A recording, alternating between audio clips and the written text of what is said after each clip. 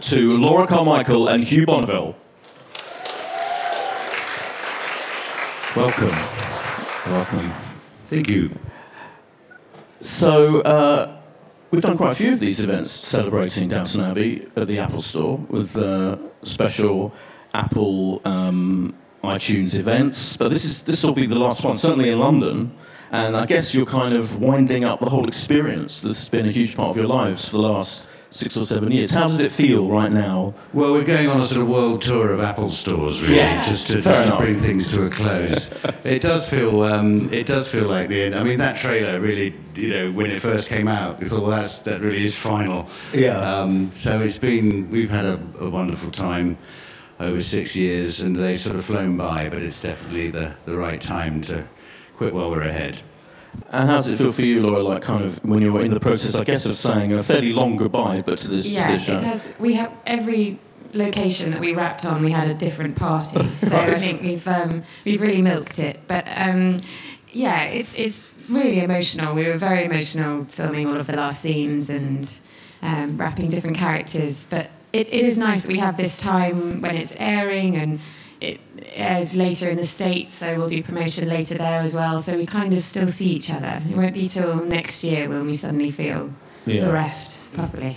In fact, marking the final scenes that everyone shot has already started, because for various reasons, Elizabeth, who plays Cora, her final scene was in the episode that aired last week, one of the dining room scenes. And when I saw that come up, I suddenly remembered that was one of the last scenes we actually shot, wasn't it? Oh, wow. On location. So we're all ticking them off one by one now. Yeah. So as we speak right now, we should say, when people are listening to this, that we're about to see the final episode of the season, final normal episode of the series, which is coming up on Sunday on ITV at 9 o'clock. And then there's the Christmas Day traditional.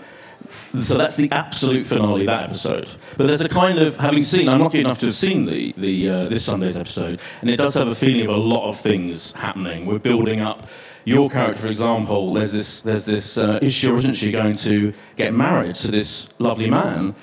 How's she kind of feeling right now, kind of as we near the end of her story? Well, she's delighted, I think. She's very much in love with Bertie and wants to marry him, but she's worried about Marigold and will she be allowed to live with them? Should she tell him the truth, etc.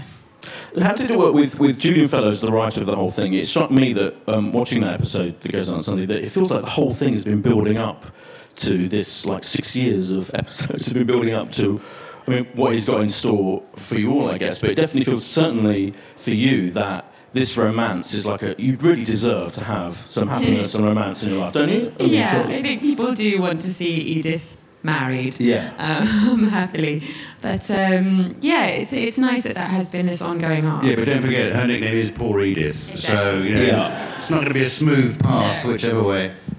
Absolutely, and I don't think, he doesn't disappoint Julian. No.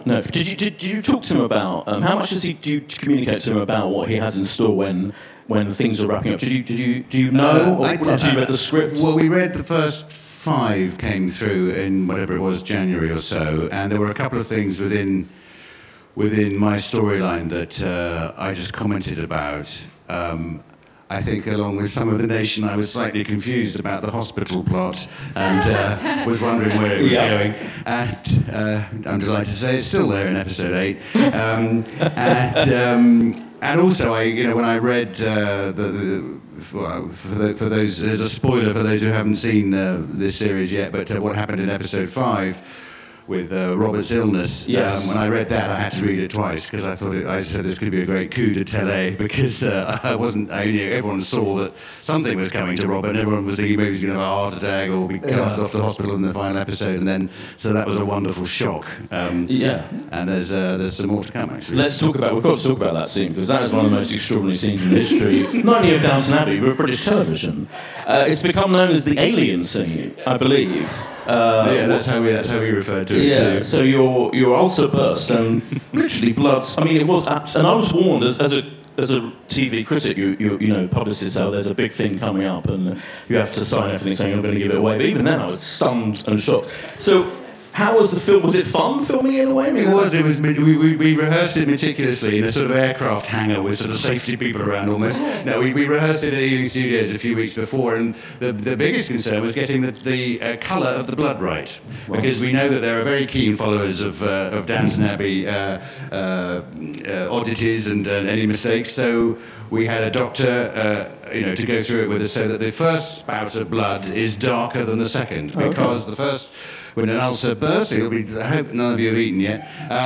When an ulcer, is burst, it pools blood in the stomach, and so that has a darker colour when it first comes out. But from then on, it's pumping blood, so that is a richer red. And so our makeup artist was, playing with the different colour tones as we spattered it over white cloths in Ealing Studios, with lots of people taking photographs from different angles and working out how to do it most economically, because obviously resetting the dining table of the white cloth at Highclere takes 40 minutes.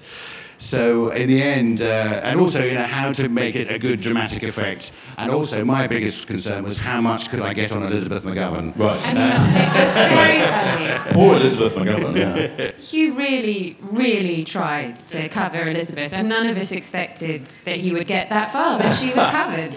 Did you get splattered at all? Did you? No, I was safe. You were out of the I was sort of to your right, I think. Famously in Alien, Ridley Scott, the director, didn't tell the rest of the cast that John Hurt's stomach was, but you were all told what was going to happen. We were, but we didn't know it was going to be as explosive as it was, I don't think. So we still are quite genuinely shocked, I think. Yeah. This whole thing with this poor kid is just ruining her life, but she's met this wonderful man. The other thing, of course, is this Lady Mary battle. Yes. I think it's safe to say is reaching ahead. A very interesting head. How is that for you to act that with Michelle Dockery, and how do you get on, and is it fun that you two of you, kind of the war between the two of you is building up, isn't it? Yeah, we love it. Michelle and I are very close friends, so it's really fun to play those scenes where we are awful to one another. It's quite fun. And I think, knowing it was the last series, we wanted them to have a moment where they would say all the things they want to say, or, either clash or make up. And I think, as you can see through the previous episodes, Mary is starting to get a bit suspicious about Marigold. Yes. Which is dangerous. Yeah, she's the only person in the world who doesn't know, isn't she? Really, yeah, that's it. And it's simply because she doesn't pay Edith enough attention, I don't think. She doesn't care enough. But yeah, that's sort of been bubbling away. What really struck me just looking at that clip, when I talk about the costumes, particularly for the ladies, I think Anna's done an amazing job this year in pulling out even more. Every scene that you girls seem to have another stunning outfit. I think it looks great. Well, and she thinks about where we're going to be filming. So in that, my blouse matches the meadow. It's sort of ridiculous, but. The dress that Mary wears in the Criterion matches the ceiling in the Criterion, and it's so thoughtful. Yeah. Well, I was going to mention that because I think this series, it feels like as the show's going on that it gets visually more lavish and more kind of beautiful. Does it seem that was that a deliberate thing? Was that a thing that maybe it was just more money? I don't know. I don't think it was more money. Certainly more ambition, I think. Yeah. And there is more money on the screen. There's no question about that. And I think as the confidence grew, and we've had 3 costume designers. One was sort of promoted from within. And then Anna came over came on board in the last 2 seasons, and she's stepped up a gear again. Particularly, I think, with the fashions changing as fast as they did in that period for women particularly, and it does look more sumptuous. It's stunning, I think. And in terms of the big themes, I guess, of this final series, it feels like Julian Fellowes is definitely establishing clearly that this is a kind of a very important time for the whole aristocracy and having servants and that whole thing that is kind of winding down to a certain extent. You had to have members of the public coming in to the house in all of this. That's an interesting kind of thing to deal with, isn't it, for the show? Because a lot of people kind of think it's a celebration of the ups and downs. But this is clearly showing that it's all getting a bit sad for everyone, really. Does it feel that way to you? it's certainly, well, obviously the thing of opening the house, and God forbid this should ever happen for real sort of thing, is obviously a knowing wink at what happens to most big houses these days just to keep functioning.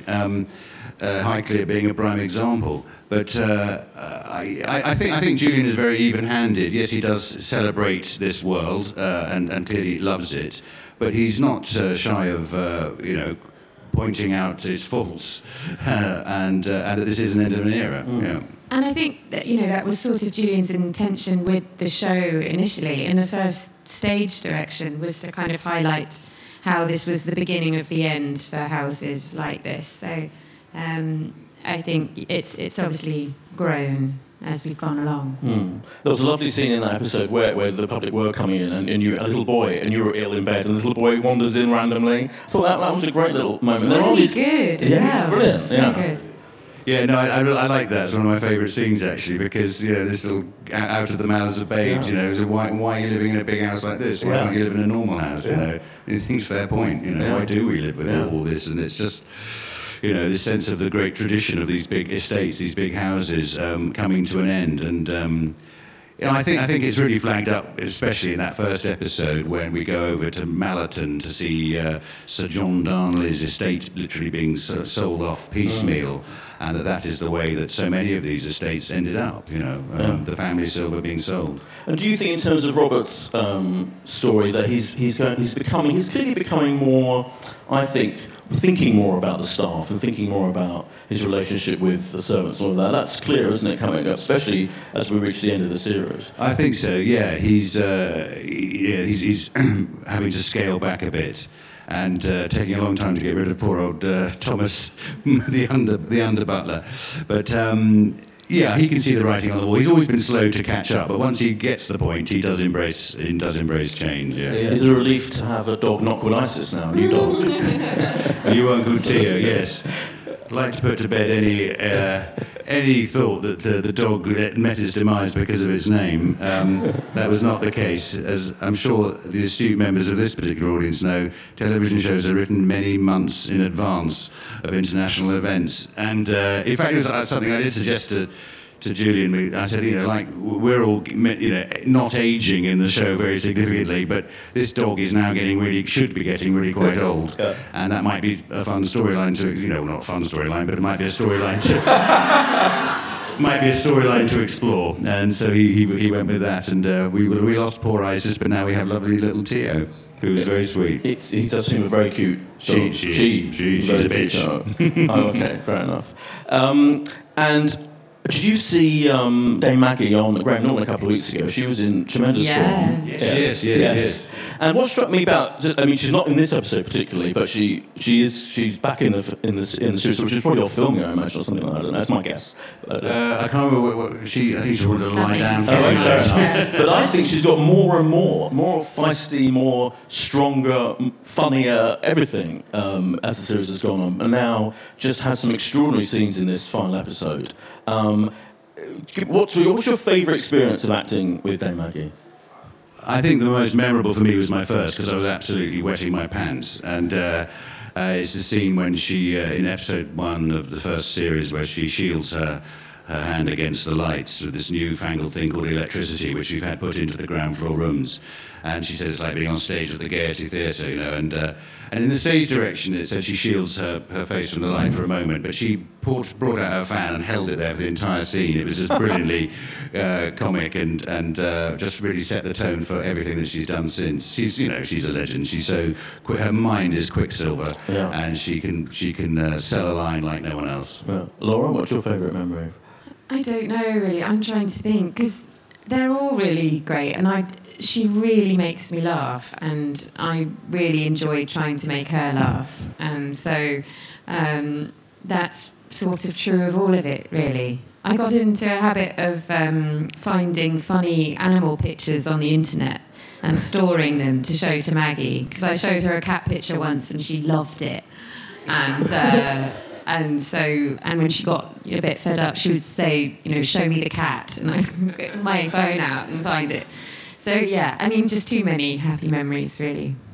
How long ago did you film your last scenes? Was it I finished on August the 10th, so what's that, a couple of months ago? A couple of months ago. And how did it feel? Well, was there a tear in your eye? What was the...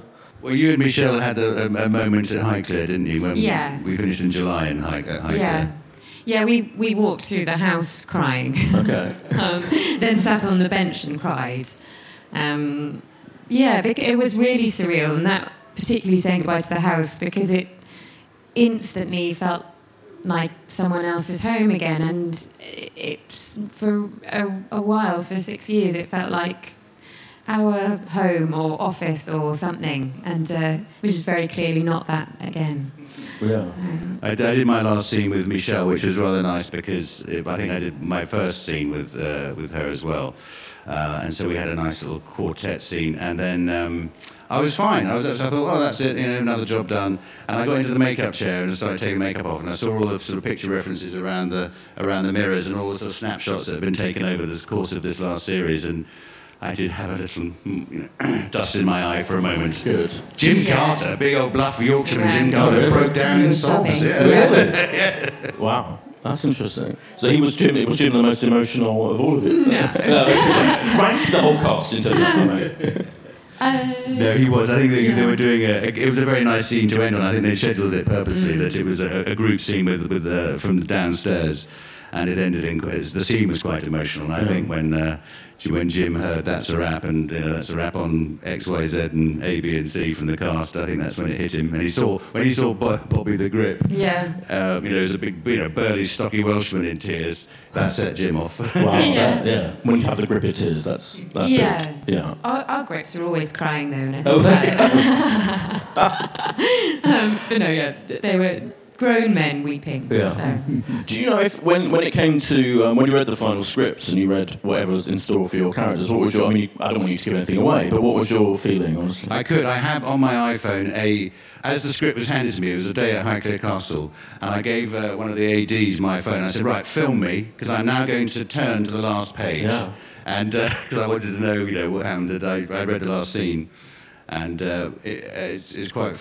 well, I'm not going to say anything, but my reaction was appropriate to the result. Interesting. And you, and Laura? Yeah, I can't even remember. It was sort of... It felt very significant. I think it ends really beautifully. I think Julian does a really great job. And I think as this series has gone on, I think it heats up and it leads to a big explosion in a way that I think people will feel satisfied, or I hope, it's been a big thing. But as always, as Julian's always reflected on in each series, each episode, really, that some stories in life are never finished, or are left unfinished, or are better left unfinished. Sure. But I certainly choked up when I did sit down and read it properly. I certainly choked up as much because I knew this was the last time I'd be reading. They've always been such a pleasure to read, as much as anything. And this was my last experience of ever reading one of these. And there's been 52 of them, which I know by American standards is nothing, but it's been 52 episodes of our lives. Do you know whether he had his plan for the ending of the series in mind?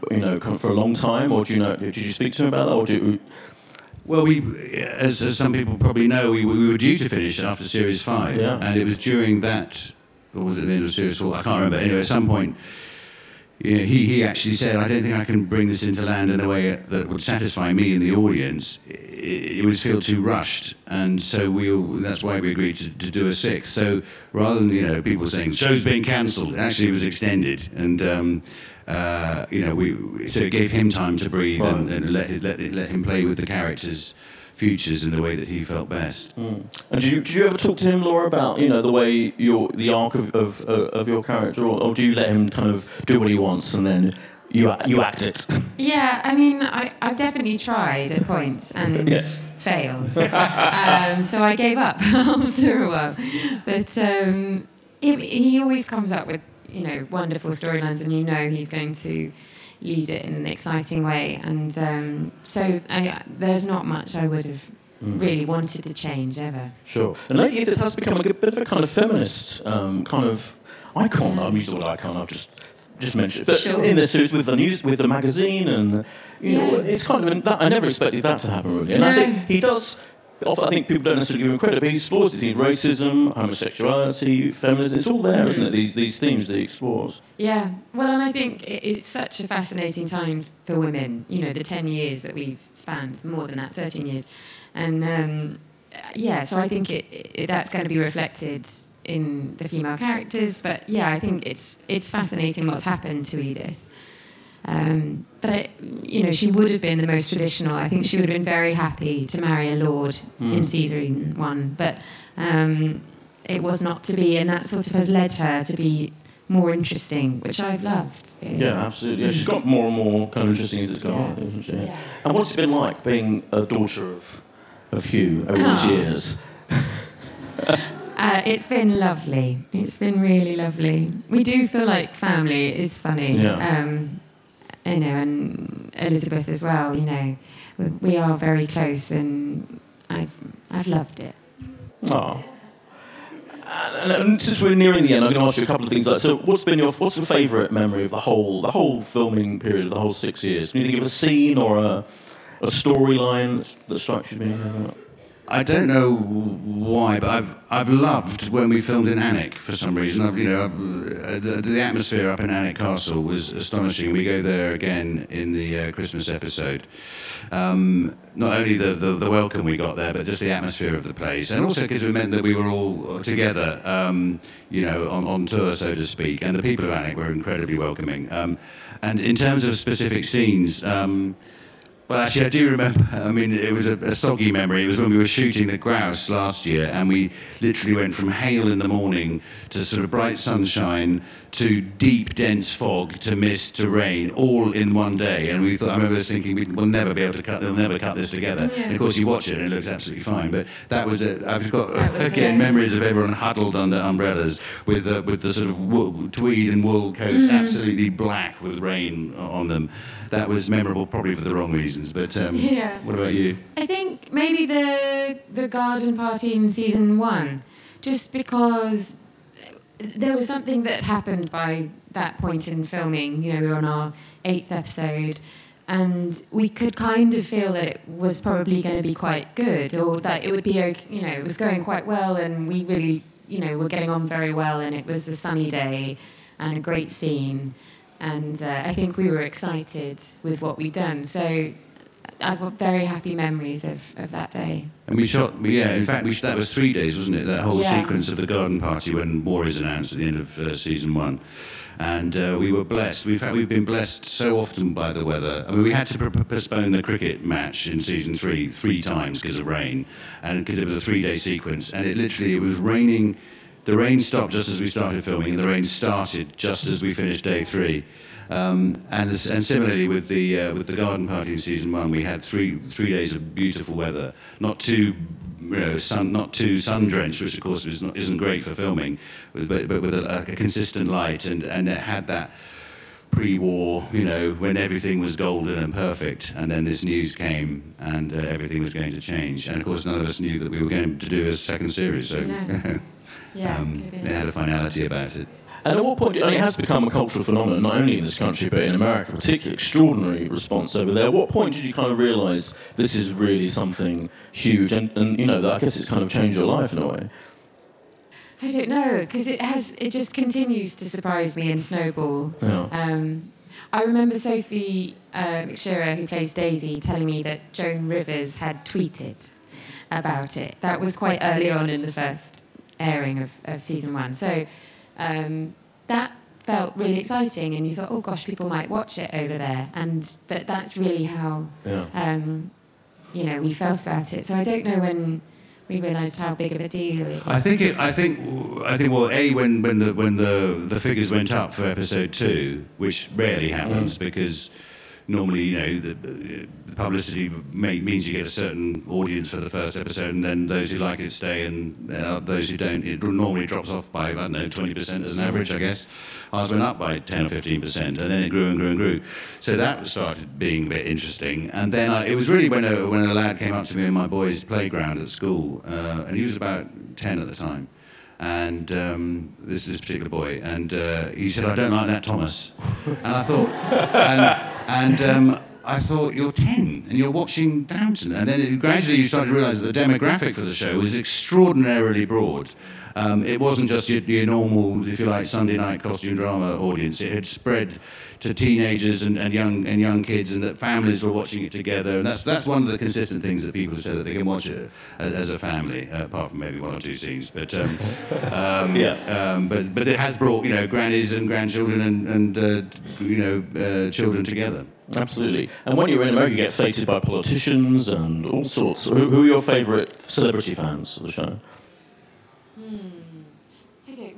don't know.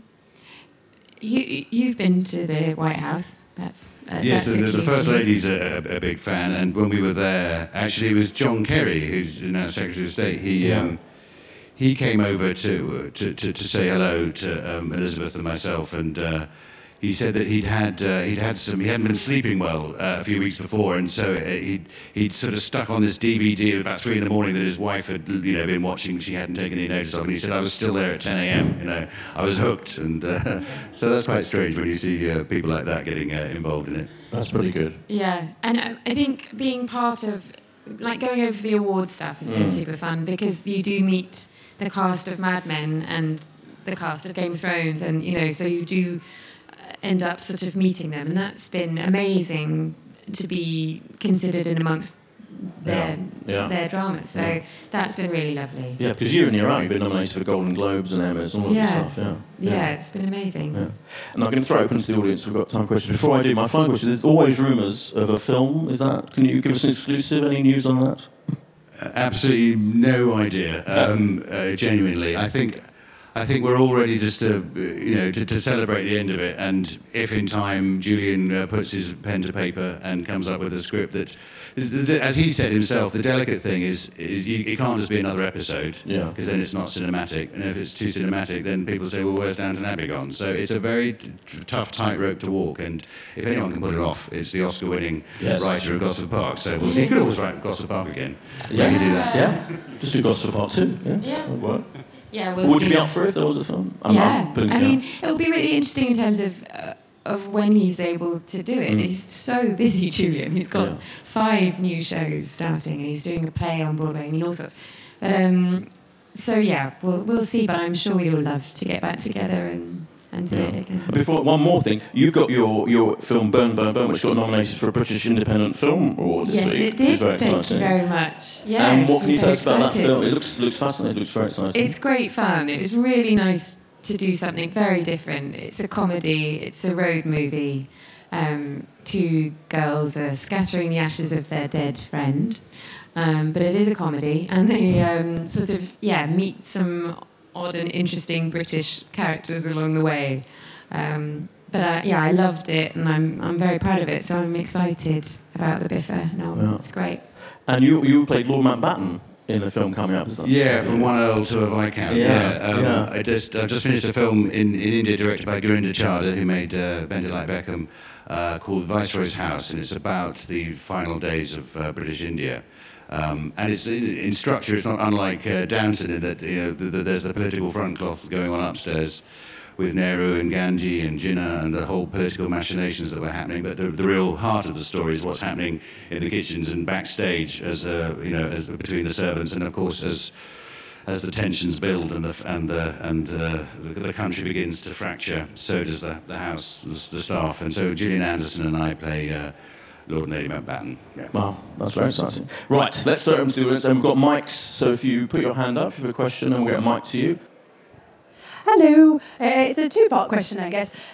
What aspect of the 1920s, particularly aristocratic lifestyle, would you like to incorporate into your life, if you would? And then conversely, what part of modern life are you particularly thankful for in comparison?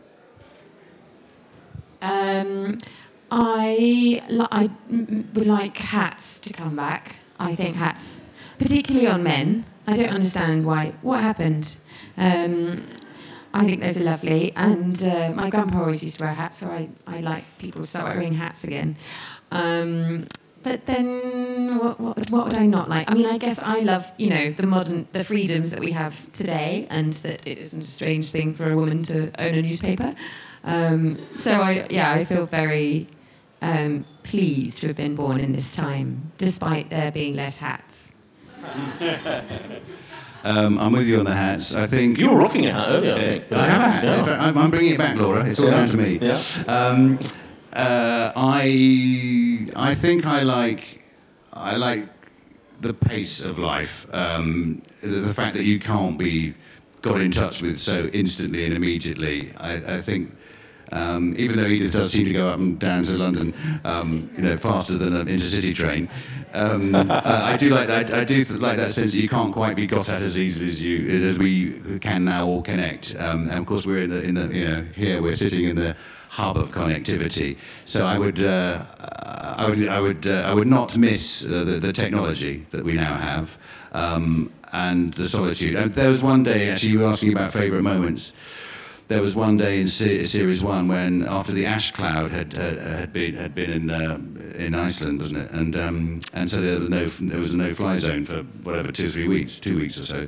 And so the sky was absolutely clear. And Maggie and I were out on the lawn doing a scene, and she said, "This is what it would have been like, of course." And you realise then how much of our lives is taken up with background white noise or white images of vapour trails and everything else. So I think that just that sense of simplicity, but that's crazy also because I'm blessed to live in the world with all the technological advances that we have. So I wouldn't like to live in those times, but I like to spend a Sunday night there. As we all do. Yes, who's next? Oh yes, just there towards the back.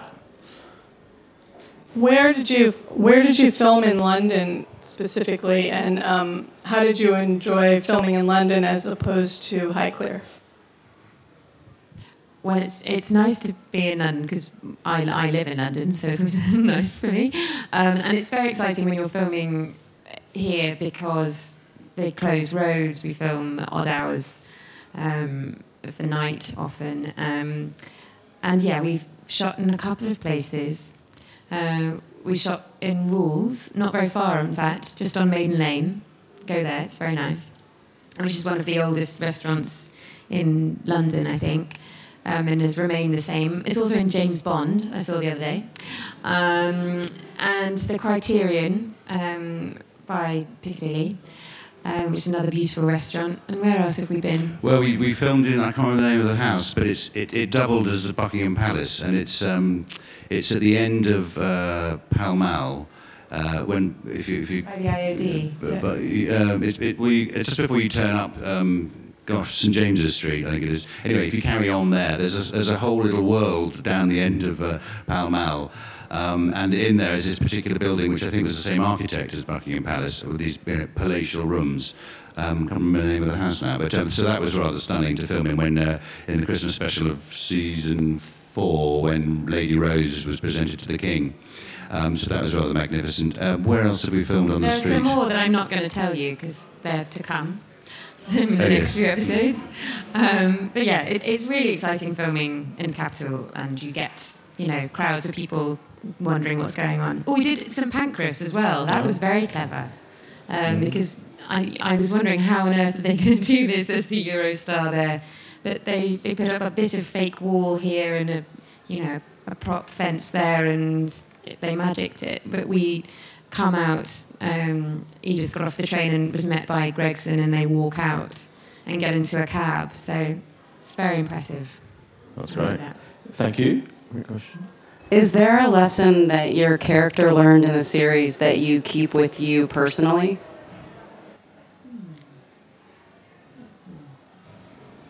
But a good question. You stumped them.